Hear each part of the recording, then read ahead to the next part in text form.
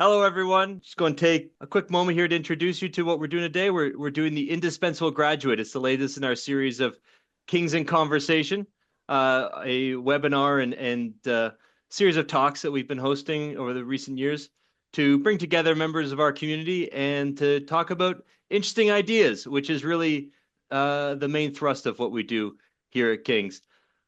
Today's talk is all about, we've called it the Indispensable Graduate, and the core idea is how your liberal arts education is going to help you, uh, understand your power in the world and then articulate that to the people who are going to offer you jobs and opportunities and all the things that we are working for in our careers.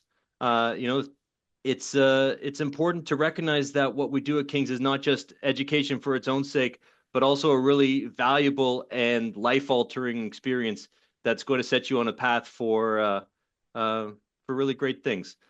Speaking of people who've been on paths to really great things, I'm joined here by Afton, Andrew, and Alex, who are our panelists for today. They both come from different walks of life as far as professional career paths, and they've each had different experiences at King's and in terms of when and where and what they studied. So I want to take a moment now just to talk to the panel and dive right in. We're going to have a chance to talk to people about their answer questions that anyone in our audience might have. Please use the Q&A function to share your questions, and we're going to get to them by the end of the hour. I want to start. We're going to go in alphabetical order, so we'll start with the A's. Um, I think actually that's Afton first. Um, let's if Afton, if you'd start by telling us about your experience at King's and what you do now, and we'll go to Alex after that. Yeah, sounds great. Thank you, Geoff. So my name's Afton Brazzoni, and I took the Bachelor of Journalism at King's, so the four-year program. Had a really great experience in that program, and I would say it's really quite related to what I do now. Although I'm not a journalist, I do work in marketing, and I would say that the storytelling and the research would be the biggest threads between my journalism education and the work that I do now. And I'm sure we'll get into it a little bit more. But I am an entrepreneur and I own a content studio called Scribe National. Alex, tell us about your King's experience and what you do now. Sure. Yeah. So my name's Alexander Long. I'm the chief executive officer of a company called Cosmographic Software. We make a product called Space Engine. It's a one-to-one scale, high-definition universe simulator. It's available on Steam. Basically, it's planetarium software. So everybody who works for me, I'm very privileged to be leading them. Very, very highly educated people from a whole bunch of different fields all over the world, fully remote. So that's what I do now, and I do a lot of talks around. So some folks here might have actually seen me just last night at King's talking to one of the journalism classes. Um, it's really important to me to be involved in education. So kind of where I came from. Uh, I'm a high school dropout originally. Have the distinction of dropping out from Queen Elizabeth High School, which is now a field kind of next to the hospital. Um, and I ended up at King's kind of through a weird path. I spent a lot of time at Dalhousie University originally, and then I switched to King's. I chose King's actually in my last year. I'd taken quite a few courses there, gotten to know the professors really well, gotten to know many of the students quite well. And there was something about King's that really appealed to me in terms of the the vibe at King's is very different from that at Dalhousie, and I think everybody's taken courses at both. They probably understand what I mean there. There's something that's a little bit different there. Right off the bat, your relationship with your instructors, and that really appealed to me. And so when I was looking to graduate, finally after many years of having been there, I graduated in 2020. Um, I wanted to make sure that King's was on that degree, so that was a very deliberate choice for me. Wonderful. Andrew, tell us about your experience back then and what you do now. Sure. Hi, I'm Andrew Soren. I am based these days back in Halifax. And I went to King's from 98 to 2002. So I graduated with combined honors in contemporary studies and social and cultural anthropology at Dow. And I would say everything that I did at King's has really informed the weird and meandering path that I'm sure that we'll talk a little bit about over the course of this call, and kind of where I've landed up today. These days, I run a consulting firm that is called Eudaimonic by Design. For those of you who remember your FIP lectures, eudaimonia is kind of an ancient Greek way of talking about well-being, and specifically a way of thinking well-being that is very much anchored in a sense of telos, a sense of purpose. So that's kind of what I do. I help companies who are trying to really do deeply meaningful, purposeful work, try to figure out how they can create an employee experience that tries to mimic and match that purpose that they are trying to ultimately be in the world. All right, Andrew, I'm going to keep you in the hot seat now before tossing to the rest of the crew. Um, you put this really well the other day. You think of Aristotle literally every day. And I think that really there's something there that really helps embody what we're talking about today is that, we think about Aristotle as maybe something you think about for a week or two in September or October and FIP, and something that just really belongs in the world of, fun education playtime. But your work is really all about applying these concepts in ways that actually help big companies, be profitable, do good things in the world. So my question to you and to the panel is, what's something you gained from your liberal arts education at King's that you use often nowadays? Sure. Well, I'll start. I mean, I'll just kind of go on a little bit from what you were just talking about right now. I mean, to me, the thing that I learned at King's, the content, maybe I'll say that I learned at things. I think that there's a process as well that I learned at King's, but the content that I really learned about at King's, especially through FIP, was this idea of moral philosophy, was ideas of asking ourselves questions about kind of why are we here? What are we supposed to be doing with that? How do we think critically and interrogate all of those things on a daily basis? And at the end of the day, what does virtue mean? And these are questions that I think are possibly more important now than maybe ever, especially as we look at our neighbors to the south. These questions of like, what does it mean to lead? What does it mean to exist? What does it mean to act in ways that ultimately reflect the things that we care about in the world? And I would say that what Kings gave me was an opportunity to even think those questions. Like, what is it that I care about? How do those thoughts come to be? What are the ways in which we can challenge those thoughts, interrogate those thoughts, critique those thoughts? And then how do I take that and actually apply it in just about any context that I might be in? So that's my short answer to that question. We're going to go reverse order. So, Alex, in your life as a CEO of your company, what's something that you gained back then that you use a lot these days? So I would say probably the most valuable thing is the ability to take a lot of information and synthesize it and come up with a response. The One of the biggest things in particular with the upper level courses is you're challenged to formulate arguments based on your own research, right? You have to go and you have to dig. And a lot of times people may have preconceived notions of where this answer is. Maybe they don't know anything about the topic, but you go and you investigate it and you scour all these different references for different resources to use in your argument. Along the way, you may change your argument as you develop new information, and that's okay, right? And then you formulate an opinion based on that, and you have to present that. And in some of these upper year courses, you present it in a paper, and you have to get up in front of the class and defend yourself, right? And defend that opinion. So there's two things there. One of them is you have to look at a problem from a whole bunch of different aspects and really interrogate it and understand it deeply. So I find that's personally very important. And the other aspect of that is you have to understand what your opinion is, what it's based on, ask yourself, is it logical? Does it make sense? Is it rooted in strong foundations? And then turn that around and be able to present it in a form that's actually useful. So I think there's a lot there that comes out of this art's approach to interrogating information and seeking knowledge that, for me personally, has been extremely important. And as a CEO, a lot of things come across your desk, and you need sometimes to make split-second decisions. Hopefully, not too often. You want to go back and think about them a little bit most of the time, ask for more time. But sometimes you have to make that informed call. And hopefully you've got some good information going into that. But that's really what it's about. It's about that synthesis and ability to really understand deeply. Thank you, Alex. Afton, your turn.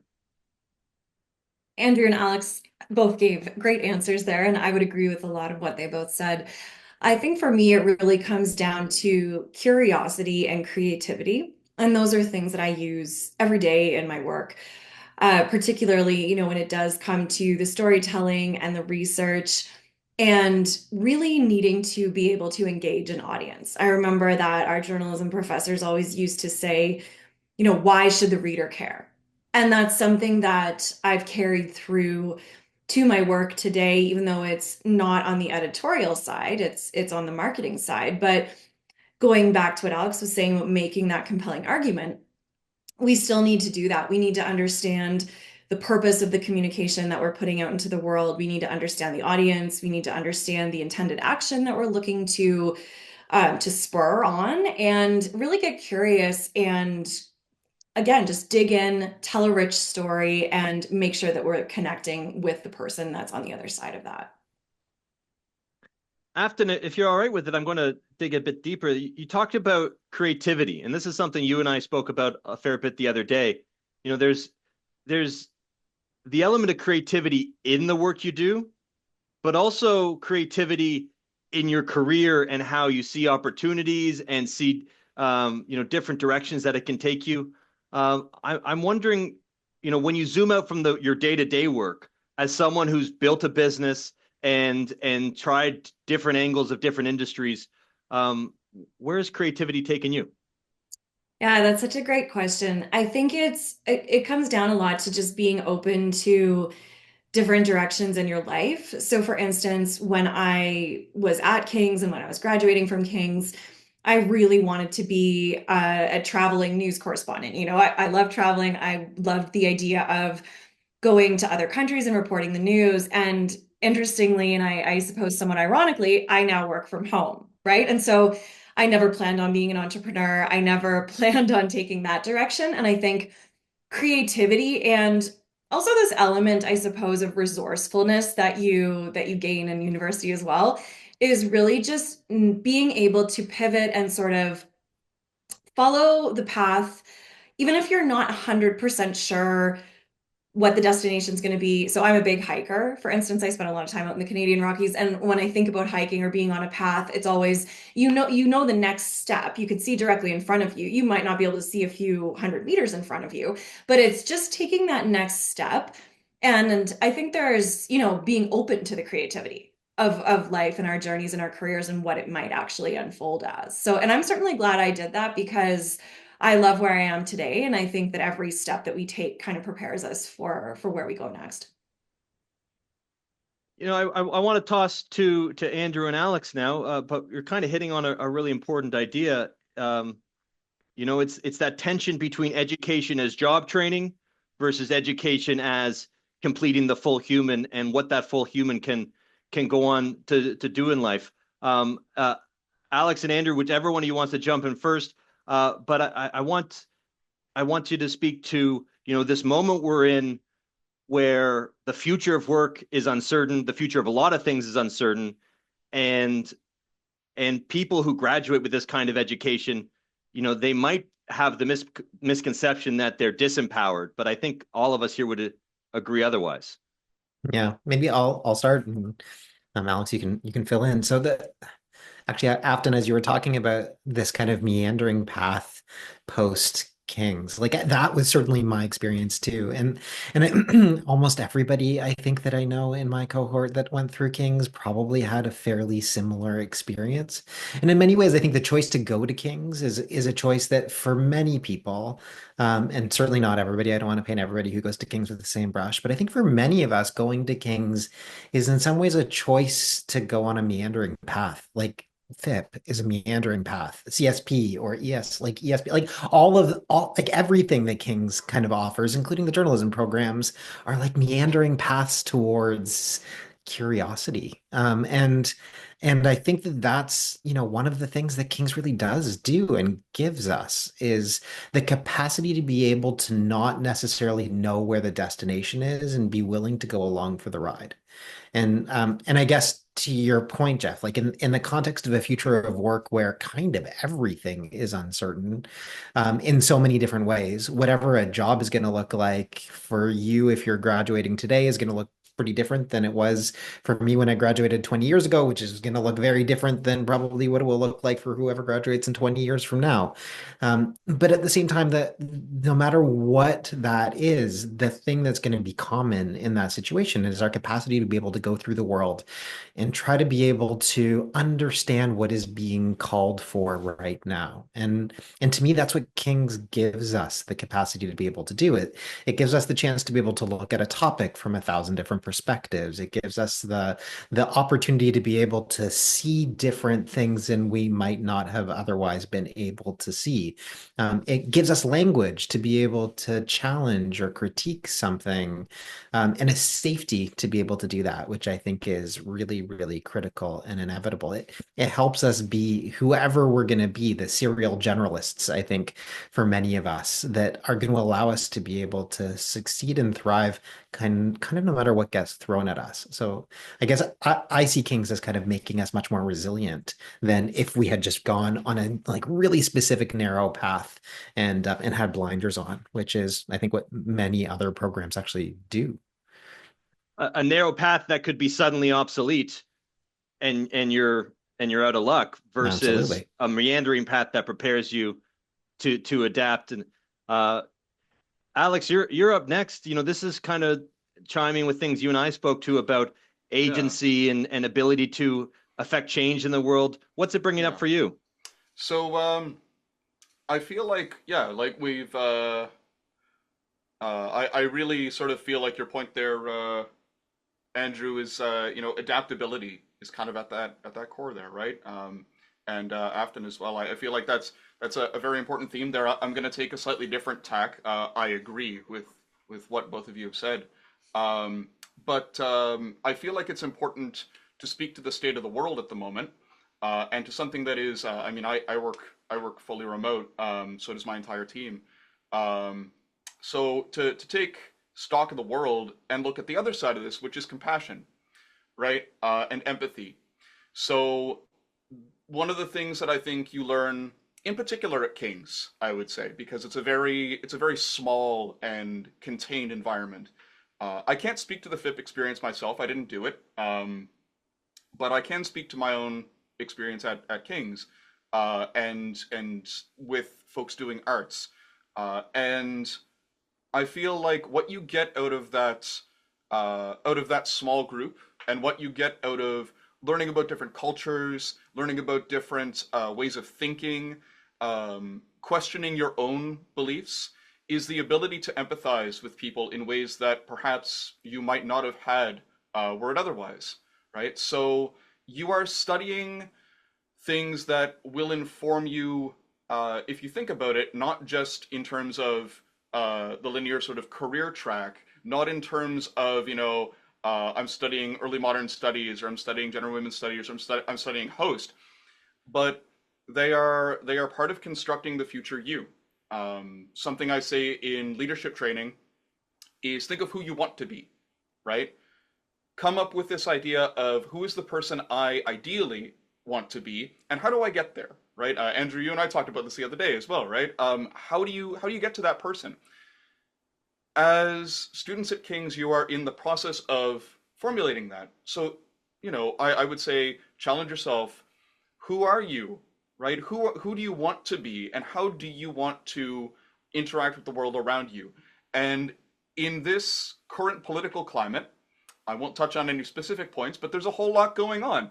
I think that the ability to see things from different perspectives and to appreciate the different perspectives of different parties involved and to be able to respond to them thoughtfully and with compassion, I think that that's more important now than ever.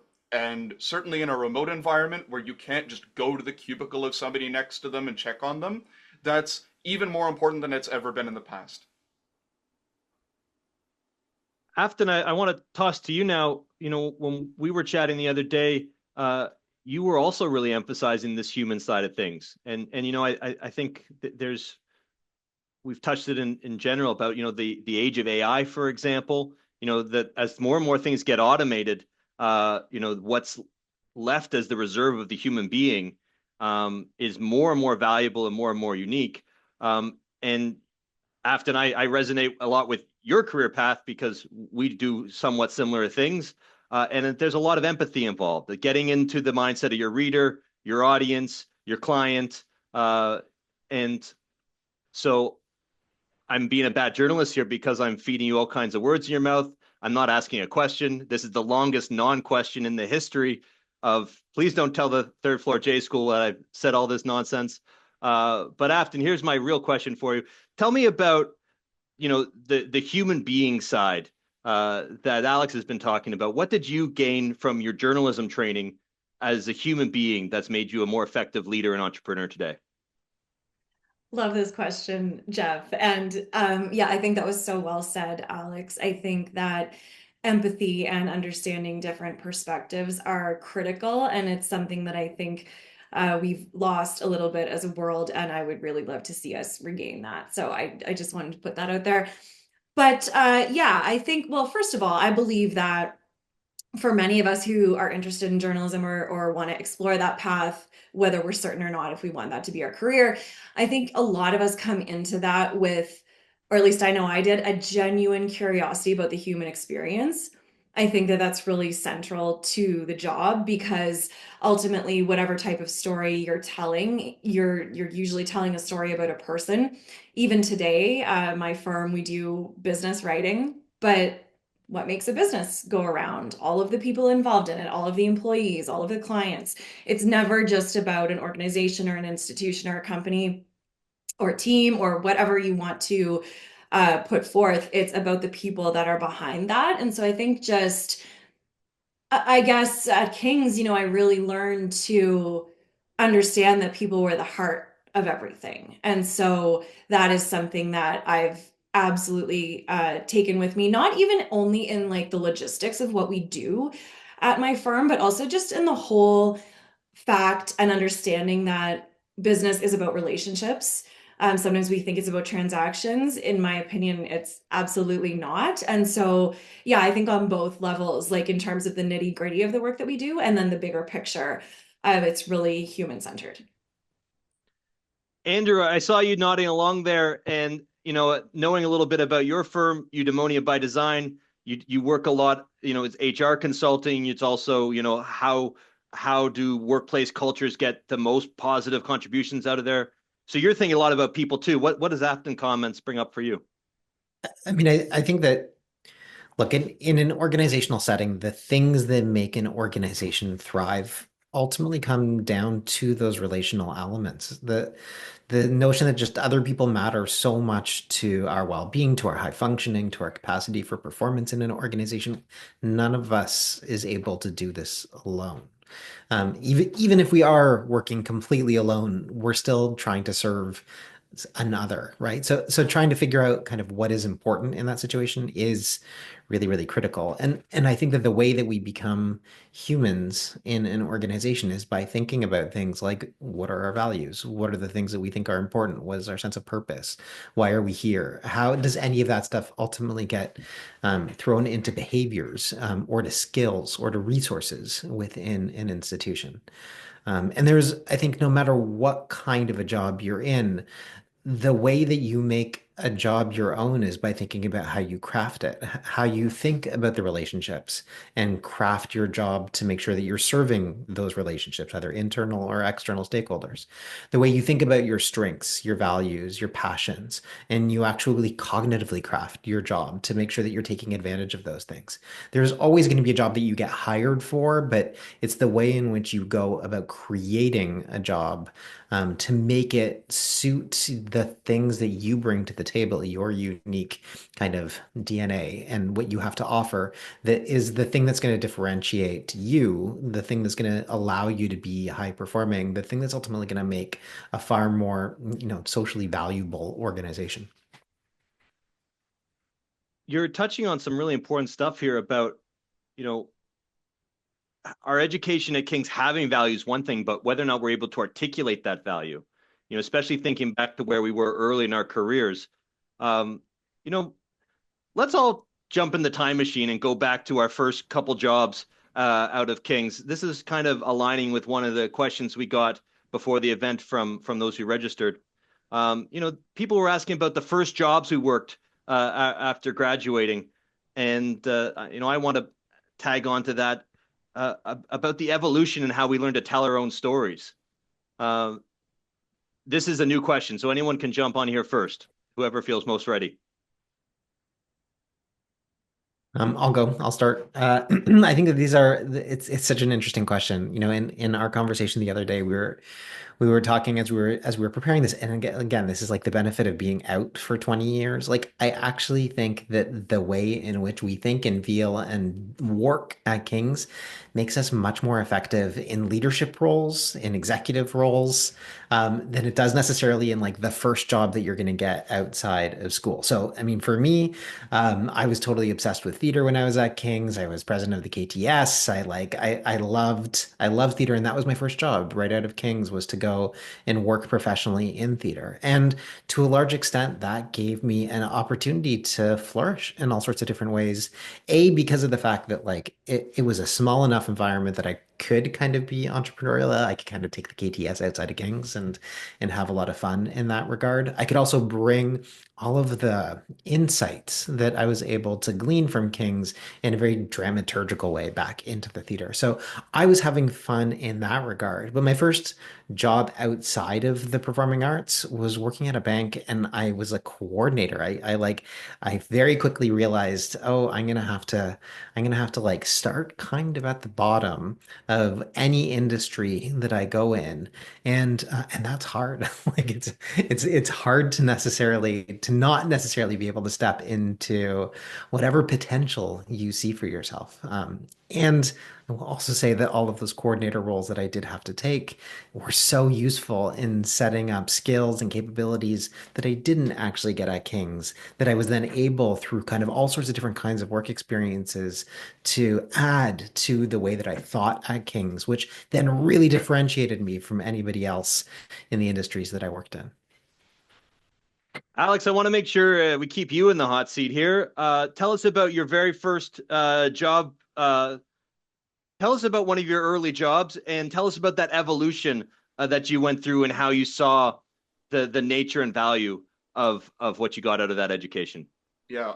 So I mean, you had to kind of phrase it a little bit carefully I did. because, yeah. Because the thing is, I mentioned earlier that I'm a high school dropout.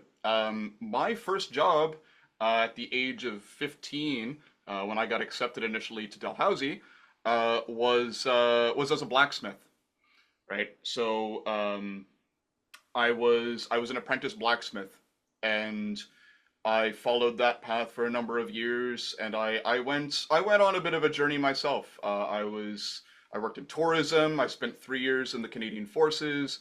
I ended up back at King's after a traumatic brain injury. I took a fairly substantial blow to the head, which actually ended up derailing my initial track at university from physics over to history, because I found I was having difficulty doing math. So quite a big impact for me. But after that, I really dedicated myself a lot to my studies. And when I finished up at King's, I had a small side business on the go making beard oils. I was heavily into perfumery. You can't see it. I've got lots of books, but the perfume ones are over there. There's a big stack of organic chemistry books. I still dabble sometimes. Um, and along the way, I spent a lot of time as well doing things in video game development, text-based game development. Um, I worked with various YouTube channels. There is a theme here. There is actually a theme here. And the theme is creativity. So creativity and curiosity are some of the most important things I think that you can nurture in yourself. Curiosity being probably the most important one from the job that I got a little bit later, which was actually right into the C-suite.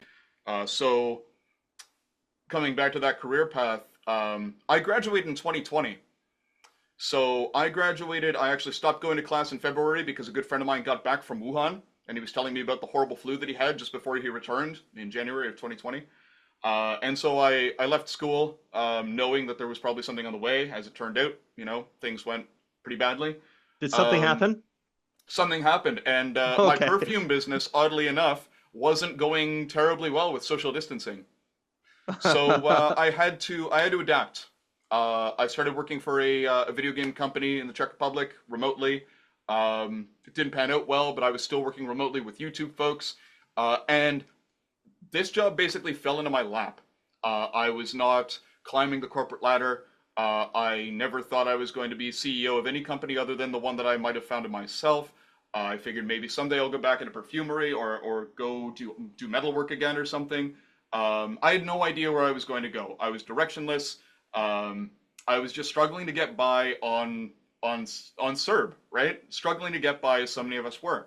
Um, but an opportunity presented itself to help with the Discord server for Space Engine, which didn't have a company yet. And just as this opportunity presented itself, the war in Ukraine broke out. And the owner of the company, his family is in Ukraine, and he lives in Russia. And suddenly there was this question of, well, what do we do now, right? I'm about to not have a job, and his family's trapped over there. And I said, you know what? I've got some connections. Let's get your family out of Ukraine. So I ended up becoming basically the CEO almost overnight because I saw a problem that needed to be solved, and I reached out to my connections and I thought creatively about it, and we solved that problem, and we got his family out to Poland. Um, that is the sort of thing that it seems ridiculous, right? It seems like who would have thought of that? Who would have these connections? Like clearly I can't do that, right? Like, but you can, right? Maybe not that same situation, but everybody's going to have things that will pop up in their life where they can leverage their knowledge and leverage their creativity and make some sort of dynamic change or decision that can potentially change the course of your entire career. And as I touched on earlier, a lot of my experiences at King's, I studied history, right? History and history of science. I only graduated the history degree because I didn't get to finish my honors. But it's all about those connections, right? And I feel very strongly that keeping those in your mind and keeping a flexible and curious outlook as you go into your career and staying really flexible and keeping on your toes, that is what will help get you ahead. Because if you're not being creative and you're not thinking ahead and you're not saying, what's a different perspective I can take on this, you're letting those opportunities slip by. Thank you, Alex. I think that's a really wonderful example of taking this curiosity and applying it, our agency in the world. You could have just as easily been, oh, my buddy went to China and had a bad flu. That's too bad for him. I'll go focus on my studies. But there's a connecting the dots there. So Afton, same question for you. Tell us about your early career path and your evolution and how you saw what you brought to the table. Yeah, so my early career path was, well, first as a freelance journalist, and I did end up going back to school actually for a PR diploma as well. So kind of building upon those skills, and this was 2010, I graduated from King's. 2012, I added the PR diploma. And, throughout that experience, there were so many transferable skills and knowledge and learnings from the journalism degree that I brought into the PR diploma. And then one of my earliest jobs out of that was at Dalhousie University, actually, in the communications department. For the Faculty of Agriculture. And so, I mean, right away, I was really using those storytelling, interviewing, writing, researching skills hands-on. And I always really, even though I switched from journalism into marketing, even though I don't work abroad, I work from home, I still always knew that I wanted to be a storyteller and that I wanted to be a writer. And that has definitely held true. And so, so after Dalhousie, I moved out to Alberta. I worked on the marketing team at Banff Center for the Arts. And, again, an institution where creativity is really rich. And I felt like was kind of a kindred place to King's, really, in a way, because both in the arts and leadership, it's just such a place of ideas. And so really felt at home there. And eventually in 2019, I decided to start my company. And again, 2020, something did happen for sure. During COVID, was laid off at Banff Center. Felt really grateful that I did have my company started kind of up to a part-time capacity at that point. And so was able to really just take a leap and go into this new world of owning a marketing agency. Again, I think it comes back to that flexibility and adaptability that we were talking about earlier. It's not something that I planned, certainly not something I planned to be exactly the way it is now. It's grown tremendously, and it's been such a wonderful journey. And I think that, like I said before, you just have to be open to these different experiences that will come your way, because it worked out even better than I could have possibly imagined. Just to stick with that idea, we had multiple questions come in ahead of the event from people asking about how to get back on track, so to speak, or jumping between different fields. So the question is, if you're going into a job interview or you're looking at getting back into the field where you originally started your studies, how, I guess if it's a job interview, how do you explain the value of what you've gained from this meandering path because you're sitting in front of someone for a job interview? Andrew, you're smiling, so you're up. Oh, I saw Afton on mute. I want to know what you were going to say.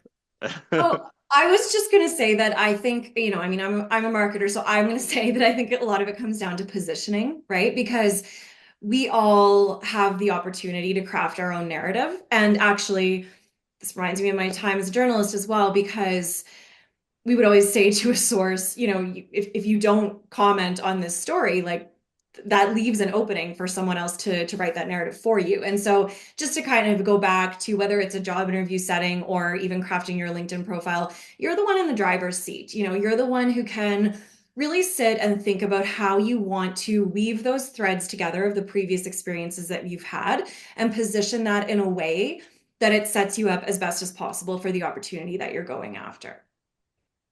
I think that's really great. I'll build on that and say, Please. to be able to craft that narrative, you do have to spend some time just being able to know yourself and to articulate yourself. So, it can be really helpful to just think about and actually write, what do I think my strengths and my weaknesses actually are? What do I think my values actually are? What are my passions? What are the interests that I have?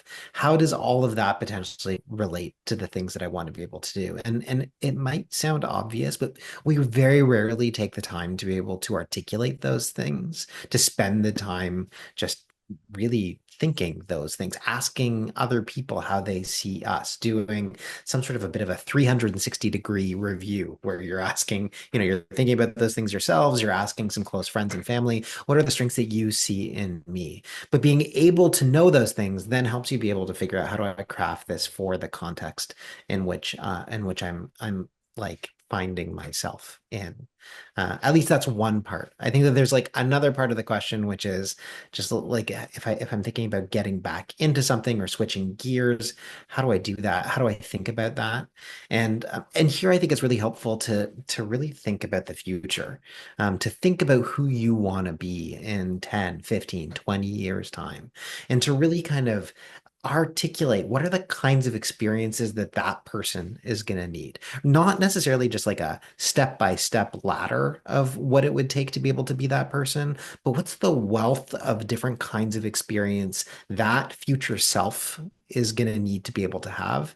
And then once you have that list of experiences, you can look at offerings that are in front of you with a different kind of lens and perspective. And you can ask yourself, does this get me closer to those kinds of experiences or further away? No matter what it is that I'm looking at, no matter what kind of job that I'm looking at trying to apply for, does this job allow me to check off one of those experiential boxes? And then that shifts and shapes the narrative and story that you're trying to tell yourself, as Afton was trying to say. Uh, I'm hearing you talk about, kind of breaking down the barriers and the headlines of like this industry versus that industry, seeing kind of the atomic parts. I also did CSP on top of journalism, so I'm hearing Wittgenstein in my head that there's Totally. no absolutely right road. There's only the relatively right road. Right. So to And be but like like, no, but this is the point, right? Like this is the thing that I think Kings gives us is the potential to be able to, and especially something like CSP or early modern studies or host or like any of those programs that get you to look at a topic from 360-degree perspectives. Like that's the thing that allows you to do what Afton's describing in terms of being able to try to figure out what's the narrative that's going to be best suited for the people.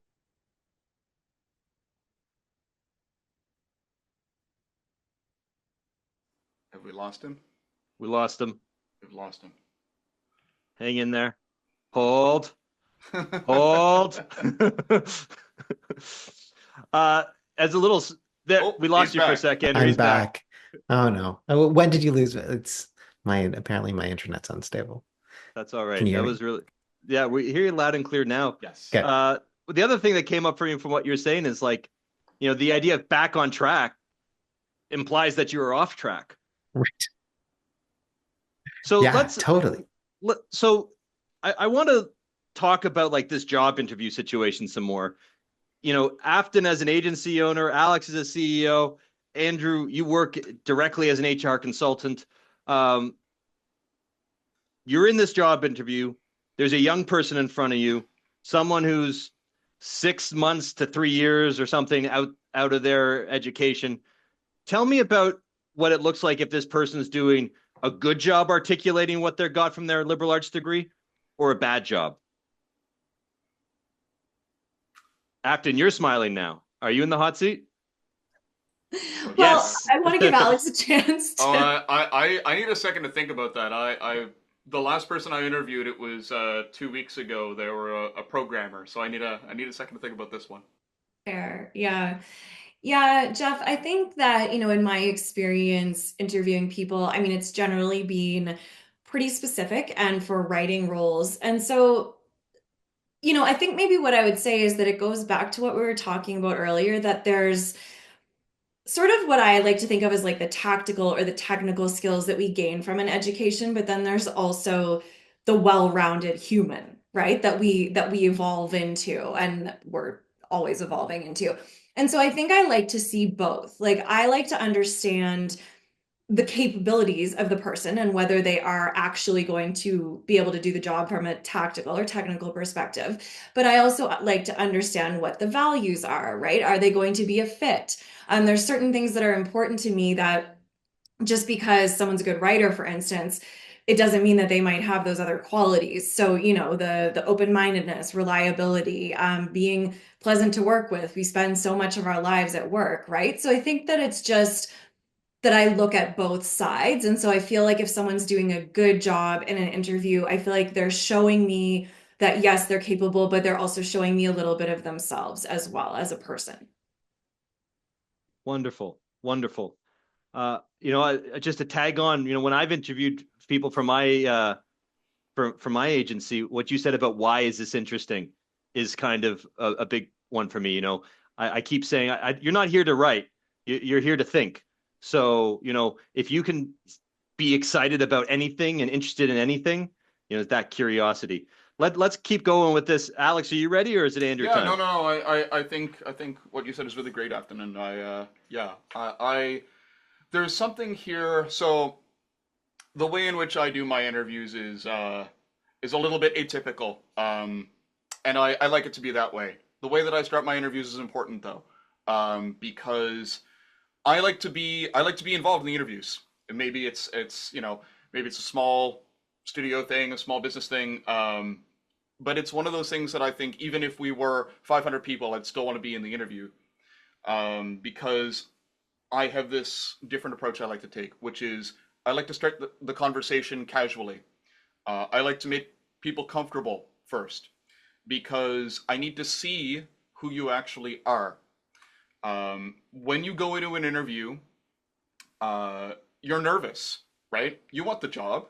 You don't know what to expect from the hopefully it's not a panel, right? But whoever's interviewing you, you don't know what to expect. You don't know what you're going to face, and so you're tense and you're nervous, and you're going to give canned responses that you think are going to be helpful. But I don't want that. I want to see who you are, right? So I'm going to ask you about your interests. I'm going to give you softball questions, right? Just see how I can loosen you up, and then maybe toward the end we'll talk a little bit about the harder things. But I think it's important. First off, be be honest. Don't be too honest, but be honest with yourself, right?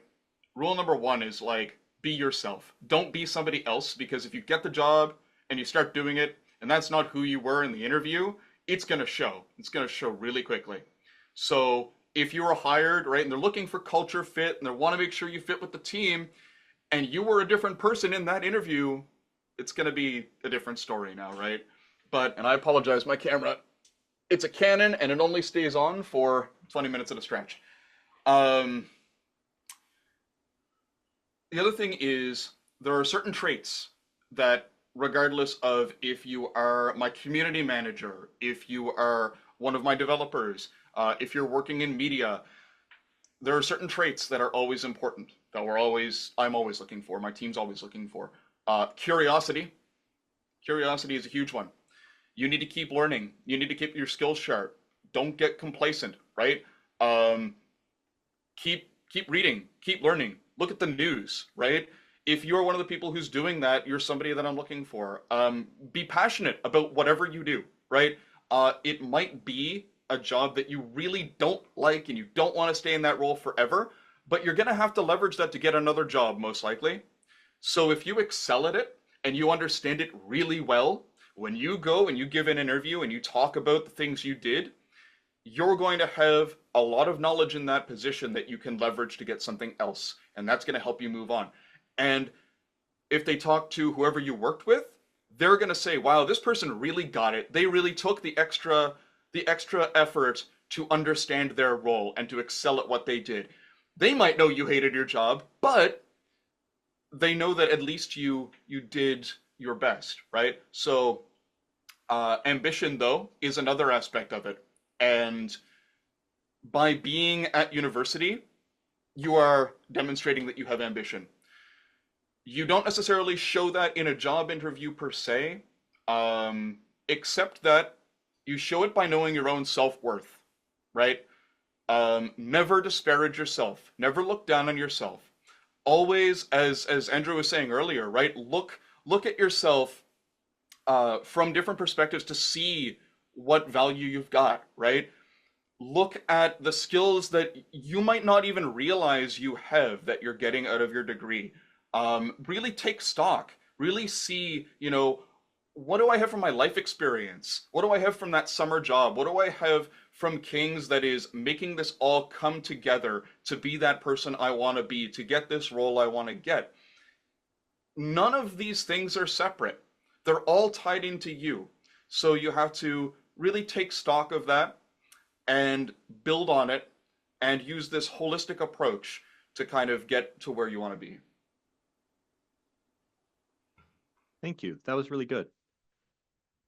Andrew, I want to put you in the hot seat now. You're facing this you're in this interview situation. You're facing this young person. They're either doing a great job or a not so great job of articulating the value they got out of this kind of education. What are the things you're noticing in this situation? Yeah, so I think that from an HR perspective, there's really three things that we're looking for, when we're generally in the hiring seat. And those three things are competence, they are engagement, and they're potentially aspiration. Like those are the three things, the three ingredients that we're looking at. And competence, I'll start with that because I think it's really, really important. Your number one job when you're going into an interview is to prove that you are excellent at whatever skills and capabilities that specific organization is looking for, that specific role demands. And you have to make sure that you're doing your homework before you get into that interview to know what those kinds of things are. And some of those things are going to be very technical, and you need to prove that technical expertise. And some of those things are going to be much more of the things that we've talked about on this call around your capacity for critical thinking, your curiosity, your creativity, those things, which are the kind of lifeblood of what you're getting from a King's kind of experience. You have to be able to find ways of communicating and demonstrating your competence at. So that's one. The engagement is just basically how hard are you going to work? Like how much are you going to care about this organization? Why are you showing up here? What is this job gonna like what is going to make you want to go to work? You want to be able to walk into an interview trying to explain to whoever it is that you're talking to that this organization is an organization that you're going to want to show up for. And that's ultimately what anybody's going to want to be able to hire. And then I guess the third piece, this kind of gets at what Alex was describing in terms of ambition or aspiration, is to be able to paint a picture of where you want to be able to go and how this job fits into that. It can be really useful, and especially I think depending on what kind of a job that you're in, it can be useful to be able to articulate kind of where you see yourself going eventually, and how you think that this job is going to be able to potentially help you in that regard. So aspirations, engagement, and competence. So if I'm a new King's graduate, I'm trying to get my first or second job in my career path, and I'm kind of at a loss. I'm like, well, I learned to write great essays. Am I looking for an essay writing job? Like what advice do you have for someone in that position who doesn't necessarily understand the component parts of what they got by going through FIP or CSP or host or journalism? Oh, I'm sticking with you, Andrew. You're still in the hot seat. What are the component parts? So, like again, I think that my advice here is going to be like fairly consistent, which is, um, I mean, in terms of like where, like what kind of jobs am I going to look for? Is that more the question, Jeff? Like what are Well, ideal jobs or I think there's a gap in understanding yeah. that someone who's graduating and trying to tell their story to that employer who doesn't necessarily understand that, yeah, I was reading Aristotle, but actually I was gaining this and that and the other thing. Yeah, so I mean, I think that this is going to go all the way back to what Afton was saying in terms of like how do you position yourself? How do you tell a story? What's the narrative that you're ultimately trying to be able to communicate? And I think this really does require you to be able to put yourself in the shoes of the person who is hiring you. So it's going to require that kind of empathy leap, right? Like you're going to need to be able to figure out what is the organization ultimately looking for, and like this is the thing that you know how to do because of your King's education is try to tell that story, to try to take two things that potentially seem incompatible and show the link between them. And that's exactly what you're trying to do in that specific context. That's in some ways what your superpower is going to be and what you need to be able to communicate. And it's always going to be an act of translation or interpretation, right? Like it's never going to be a simple one-to-one, obvious, like plug and play fit. Because unless you're going into an essay writing like job, which there are essay writing jobs, but quite frankly, ChatGPT is probably going to do that better than all of us pretty soon anyway. So your job's still going to have to be like, how do I prompt engineer ChatGPT, how to be able to write, all of those things are the things that you're going to need to try to figure out how do I position. And I'll actually say in this regard that like sometimes Gen AI could actually be a real helpful friend in this context. Like you could actually spend some time pre-interview brainstorming with your LLM of choice. How would I position this arts education in the context of that consulting job, or in the context of that coordinator role, or in the context of whatever it is that you're going to go into, and come up with some pretty good answers ahead of time about what the things that you care about are and what is going to be important to the person who is sitting on the other side of the desk. Afton, Alex, either you want to chime in on this one? I can chime in. I think that, I would echo a lot of what Andrew said. And I think that just when it comes to positioning and messaging of anything, it's having that clarity. So don't, overcomplicate it. It can be a simple, clear message. I would also say that if we're talking about like early jobs and maybe your first job or second job out of King's, again, I just know from my own experience that you never know where this meandering path is going to go. So I think just being open and, just, yeah, don't put too much pressure on yourself, I suppose I would say. I think that all of our experiences add value and build on one another. So just having that clarity for the job that you're looking at today that's at hand, even if you don't know if you want to do that in 20 years, that's fine. Again, as Alex said, not being too honest, maybe there are some parts of that you keep closer to the chest, but I really think that what I would tell myself would have been like not to take it all so seriously. So I think as long as you're well prepared, but also just open and hopefully having some fun with it as well. Alex? I've been thinking a lot as Afton and Andrew have been speaking here about what exactly to say, and I've kind of run the gamut from very practical advice in terms of well, these jobs might actually be really good. Like these specific ones might be quite good. It's probably not what people are looking for. Although perhaps you are. You can type in the chat there. But think about the fact that there are certain skills we've touched on here that are particularly useful, and are particularly useful in remote settings, right? And the reason I say that is because you can learn more, you can coach yourself, you can work with people to build yourself up. I really do like using the idea of using an LLM. I don't personally do it, but I know of CEOs who do use it to understand things a little bit better. They'll bounce questions off it. You have to be careful, though. I will caution that because ChatGPT will store your information. So if you ask questions about proprietary things, you will get in trouble.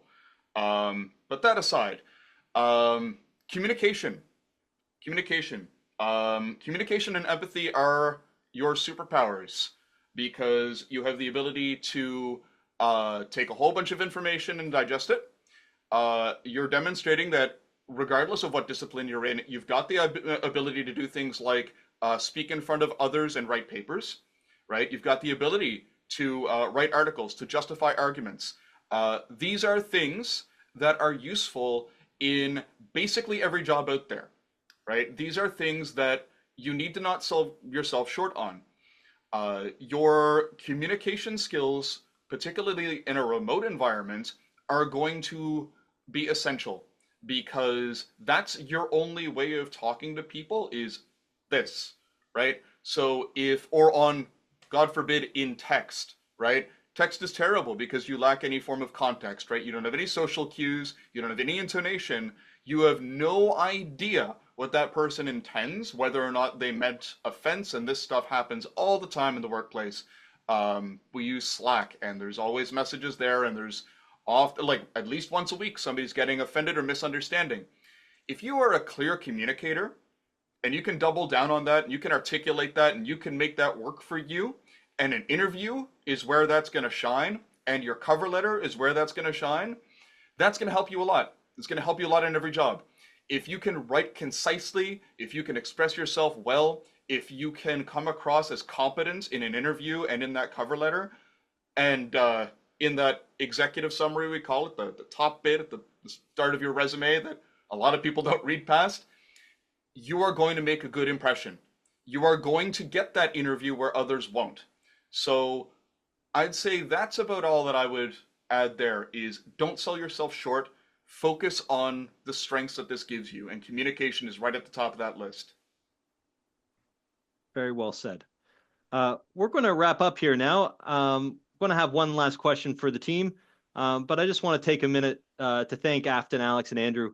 Thank you very much for your time today.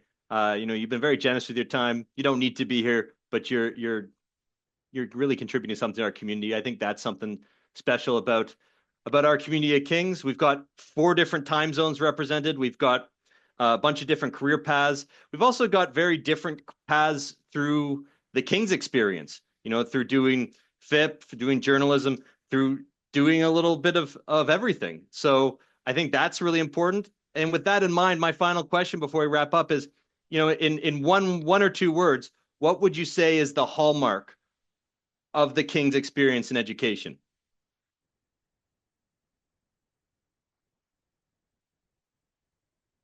You're all smiling, so you're all in the hot seat. Say multiple perspectives, being able to hold and apply multiple perspectives. I would say a rich breadth of education. There's so many different topics that we learn about and that we really dig deeply into. Making me think there. I would say it's that sense of community. Community at Kings, but also community in terms of the broader world, because we learn so much about different religions and different perspectives that your education at Kings, I feel, really makes you a better world citizen.